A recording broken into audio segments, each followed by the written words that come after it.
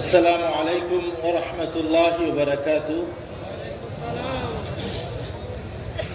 হযরতুল আল্লামা হযরত সাহেব কিবলা রহমতুল্লাহ আলাইহির ইসালে সোয়াবের আজকে এই মহতী মাহফিলের সম্মানিত সভাপতি সাহেব, সরে তাজ উলামায়ে কেরাম,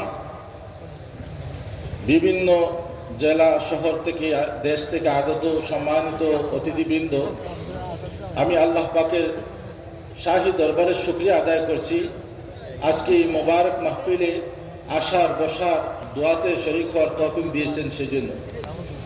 সাথে সাথে আমি দোয়া করি আমাদের এ দেশ তথা বিশ্বের শামসুল উলামা হযরত সাহেব কিবলা ফুলতলি রহমতুল্লাহ আলাইহির দরজাতকে যেন আল্লাহ পাক বুলন্দ করে দেন, আমিন। এবং ওনার রেখে যাওয়া আমানত দ্বীনের রাহবার হযরত সাহেবজাদাগণ এবং ওনার ছেলে সন্তান পরিবার সবারকে যেন আল্লাহ তাআলা সুস্থতার সাথে হায়াতে তৈবা দান করেন, আমিন। আমাদের বরুণার পরিবার এবং সাহেব কিবলা ফুলতলি রহমতুল্লাহ আলাইহির পরিবারের সাথে একটা সুসম্পর্ক দীর্ঘদিন যাবৎ বিদ্যমান। আমি যখন কাজীর বাজার মাদ্রাসায় পড়ি, প্রায় শুক্রবারে সুবহানি ঘাটে এসে হজরতের কাছে দোয়া নিতাম। হজরতের ইন্তেকালের সময় আমার আব্বাজান রহমতুল্লাহ আলাইহি খুবই অসুস্থ ছিলেন, কিন্তু উনাকে রেখে আসতে পারি নাই। উনাকে সহ আমরা এখানে জিয়ারতে জানাজায় শরীক হয়েছি।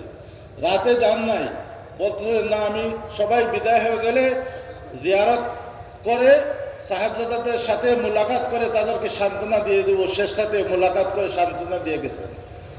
এবং সাহেবজাদা হাফিজাহুল্লাহ যখনই বরুণার দিকে যান আমাদেরকে দেখে আসেন। লন্ডনে আমি যে মসজিদে ইমামতি করি, হযরত সাহেব কিবলা ফুলতলি রহমতুল্লাহ আলাইহি গিয়ে জুমার খুতবা আমার মসজিদে দিয়েছেন। আমি সামান্য খেদমত করার তৌফিক হয়েছে। তো আমাদের এই সম্পর্ক যুগ যুগ থেকে, আর আমি চাই এই সম্পর্ক যেন যুগ যুগ পর্যন্ত থাকে।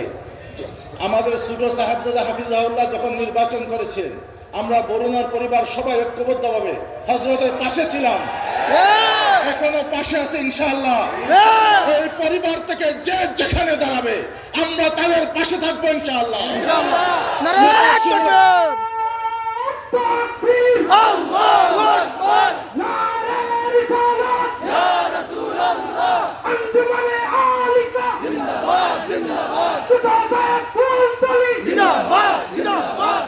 আমরা বড় আশা বুক বাঁধা নিয়ে আসছিলাম যে হযরত ছোট সাহেবজাদা এবারও নির্বাচন করবেন।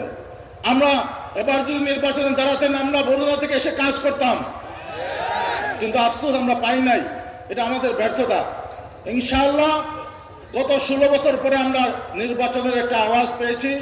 আমি আপনাদের কাছে ভোট চাইবো না, দোয়া চাইবো।